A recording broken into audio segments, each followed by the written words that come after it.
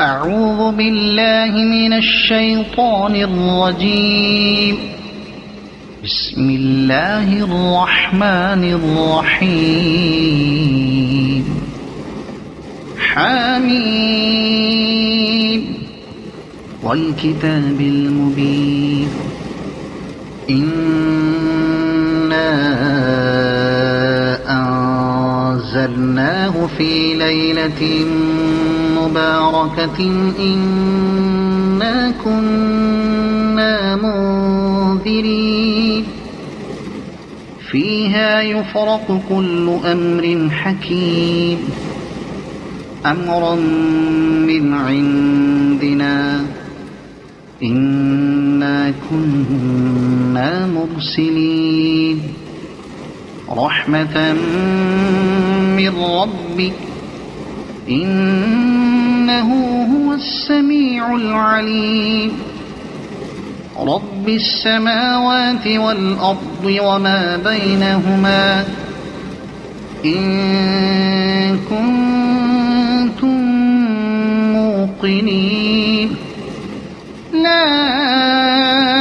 إله إلا هو يحيي ويميت ربكم ورب آبائكم الأولين بل هم في شك يلعبون فارتقب يوم تأتي السماء بدخان مبين يغشى الناس هذا عذاب أليم ربنا اكشف عنا العذاب إنا مؤمنون أنى لهم الذكرى وقد جاءهم رسول مبين ثم تولوا عنه وقالوا معلم مجنون إنا كاشف العذاب قليلا إنكم عائدون يوم نبطش البطشة الكبرى إنا منتقمون ولقد فتنا قبلهم قوم فرعون وجاءهم رسول كريم أن أدوا إلي عباد الله إني لكم رسول أمين وأن لا تعلوا على الله إني آتيكم بسلطان مبين وإني عذت بربي وربكم أن ترجمون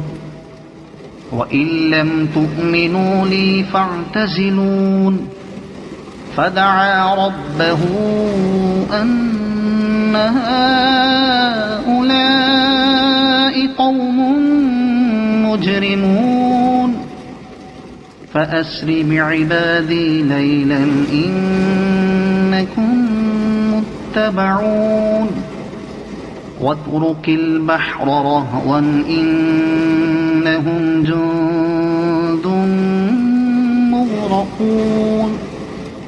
كم تركوا من جنات وعيون وزروع ومقام كريم ونعمة كانوا فيها فاكهين كذلك وأورثناها قوما آخرين فما بكت عليهم السماء والأرض وما كانوا منظرين ولقد نجينا بني إسرائيل من العذاب المهين من فرعون إنه كان عاليا من المسرفين العالمين ولقد اخترناهم على علم على العالمين وآتيناهم من الآيات ما فيه بلاء مبين إن هؤلاء ليقولون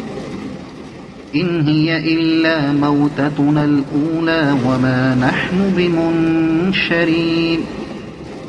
فأتوا بآبائنا إن كنتم صادقين أهم خير أم قوم تبع والذين من قبلهم أهلكناهم إنهم كانوا مجرمين وما خلقنا السماوات والأرض وما بينهما لاعبين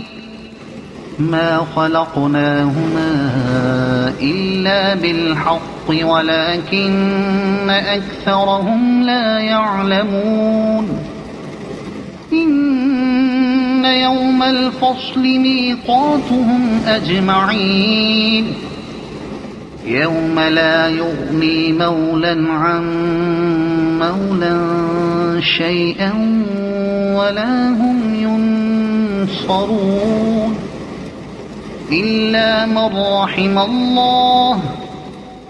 إنه هو العزيز الرحيم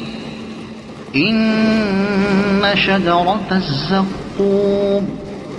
طعام الأثيم كالمهل يغلي في البطون